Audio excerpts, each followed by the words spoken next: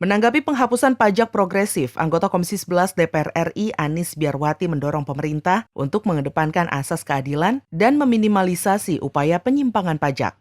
Usulan penghapusan pajak progresif perlu diperhitungkan kembali karena dapat berpengaruh pada penerimaan negara.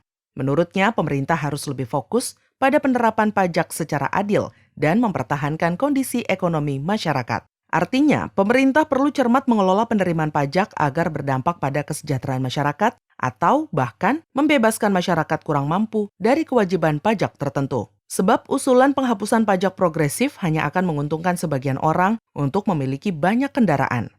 Nah, ini kan berarti PR lagi kan, PR bagaimana supaya nggak ada orang ngemplang pajak yang harusnya dia bayarkan gitu kan. Ya, jadi saya kira sebelum mengambil keputusan penghapusan pajak gitu, karena belum tentu juga kok pajak ditarik setinggi-tingginya kemudian pendapatan sebenarnya belum tentu juga begitu.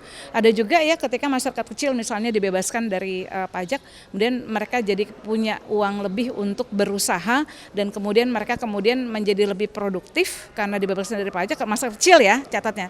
Jadi kan maksudnya masih banyak pajak. Kalau mereka dibebaskan, mereka tentu lebih punya semangat untuk bekerja, punya uang lebih untuk bekerja dan akhirnya mereka produktif dan nantinya justru mereka mampu membayar pajak setelah itu begitu ya. Tapi kalau makin diperes yang kecil-kecil gitu, itu malah justru makin mereka tidak pendapatannya tidak memadai lagi gitu ya. Dan akhirnya nanti justru kemiskinan yang akan muncul.